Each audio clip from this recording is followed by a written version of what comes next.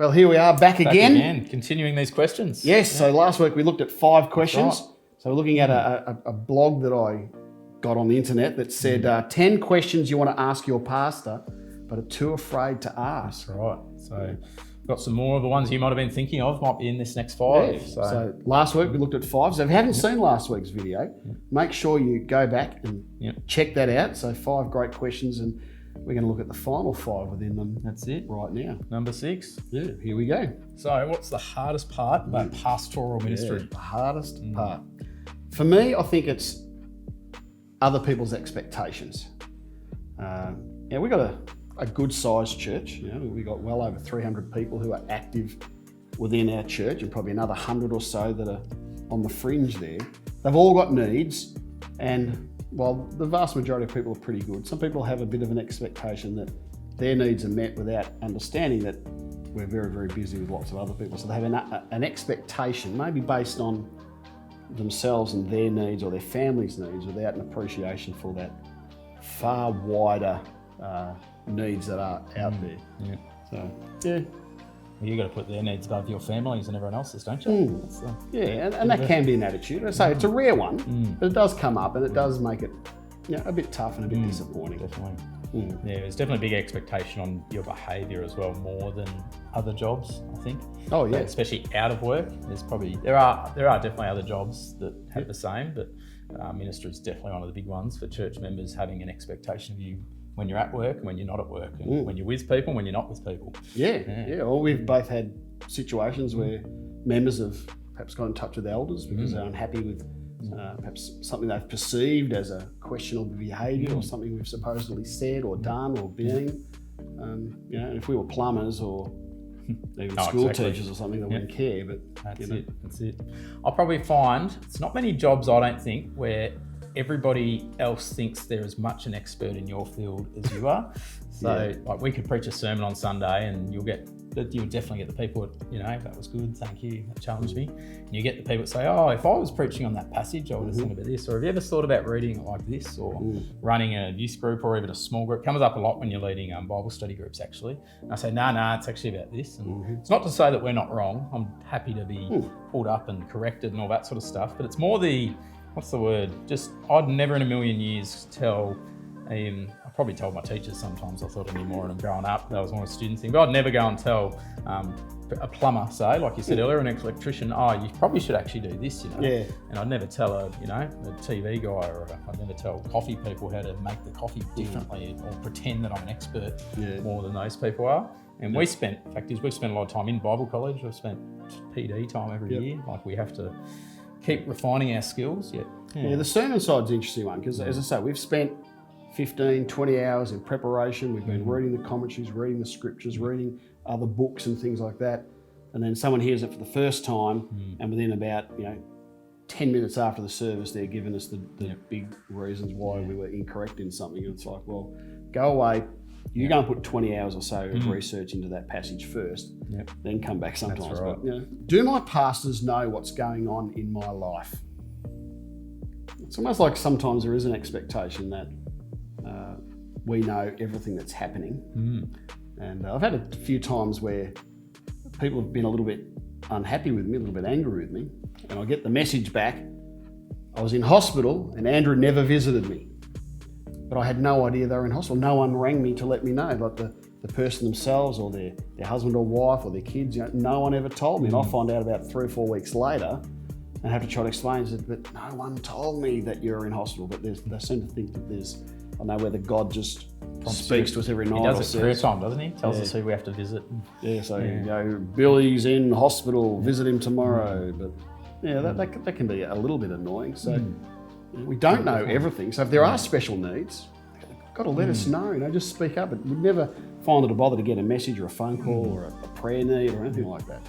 Yeah, no, it's a different one because I know there is an element like I should know as a youth pastor at the moment. It's Year 12 exams next week, so I need to know that we've got students that are Year 12. So you put 2 and 2 together for some things to know what's happening, but then there's other things. I got no idea who struggles with school or who doesn't struggle if I haven't been told about it. We've got no idea why some people can't always get to youth group or adventure club. So we do try and reach out now and then, but sometimes we'll have no idea. And Kids act very differently at youth group, sometimes with their friends when they're at home with different people. Same with adults. So. Exactly right.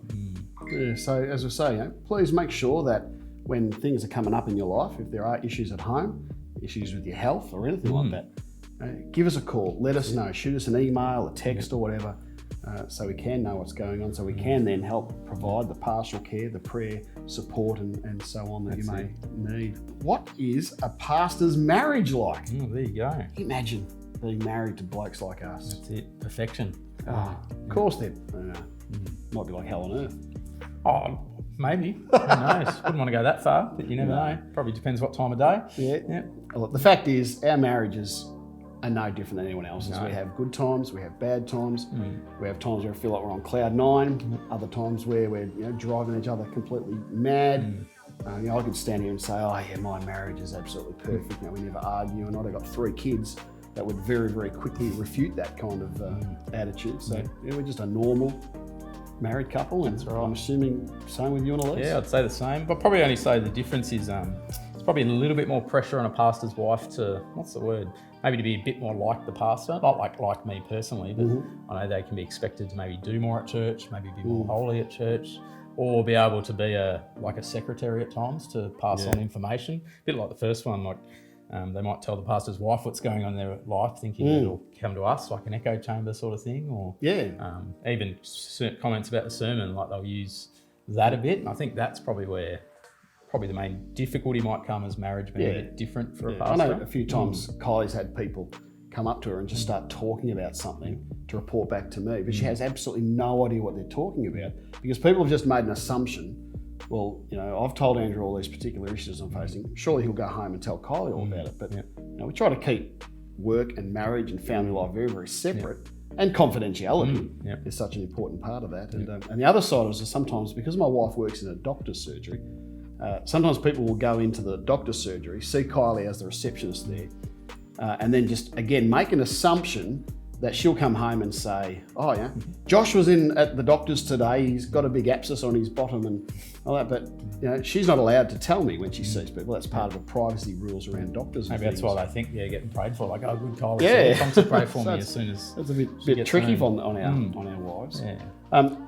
And so we're just normal. I remember a number of years ago, I did a Zoom illustration. In that Zoom illustration, I mentioned that Coley and I had this big argument and went on to illustrate, I don't know if you probably pointed out conflict or whatever.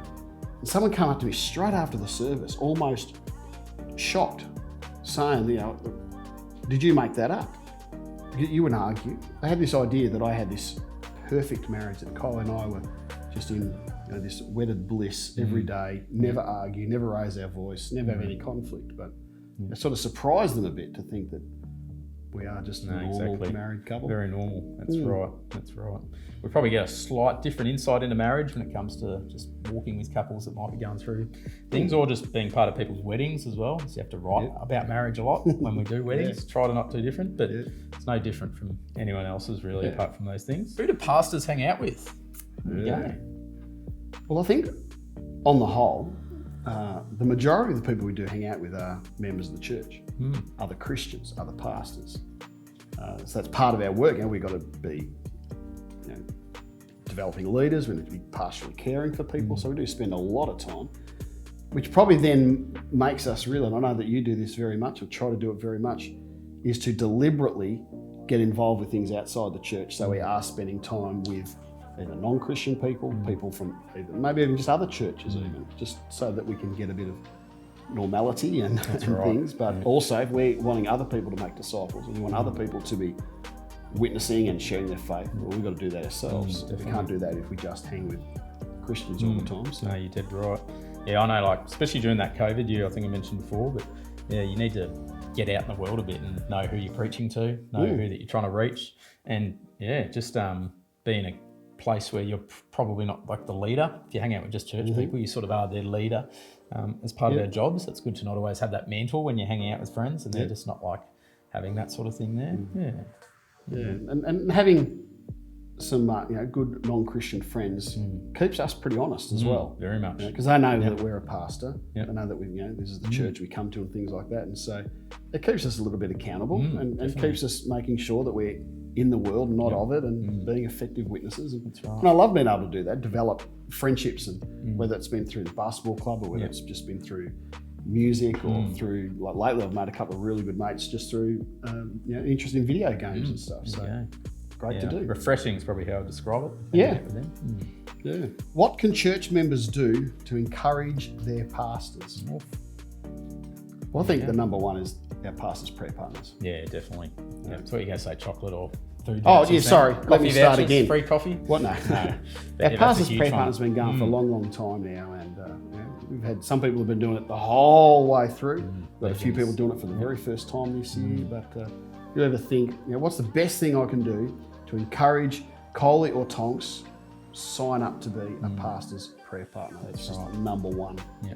But there's certainly more than that, isn't there? Oh, definitely. Like I actually think it's probably sound like serving at the church. I think serving along, because that's some of the people I get to know best are the ones I serve alongside or that help us to achieve the mission of this church. And we just love it when people serve, and it does give you a boost when new people want to serve or people at church want to serve in new areas and just getting involved. And I find that very encouraging. And just any church members that are, growing fruit and bearing fruit in their lives, being better disciples. It sort of tells us we're doing putting into action the things that we've been preaching. Exactly. So we don't want to preach and then they just, go out and live their lives and not being disciples. So the more you actually grow in your faith and work on your own faith, it's very encouraging to us. And we certainly don't preach or do other ministry areas within the church to get pats on the back. But when people do just say, thank you so much for that message, and particularly lately while we've been preaching during lockdowns and stuff, to get a text message or an email just saying, thank you so much for that message, I really appreciate it. It's a bit of a lift, isn't it? It is, very much. Because we're standing in an empty church, preaching to a camera most weeks of late, it's so hard to gauge what's going on. No idea, there's no eye contact, there's no nodding, there's no people falling asleep in front of us, any of that sort of stuff, so you got no idea what the response is like. And we mentioned our wives before, and for me, my kids and that. Another great way to encourage us is to just be really kind and gracious to our wives and our kids. That's right. Don't judge them on us. Don't put that unfair expectations on them.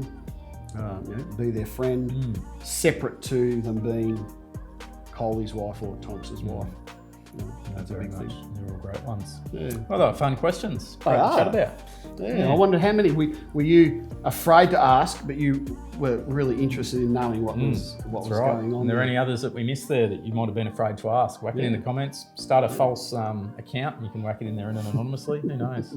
But thanks for joining us for another Pastor's Chat. Absolutely. Coley and Tonks. See you again soon.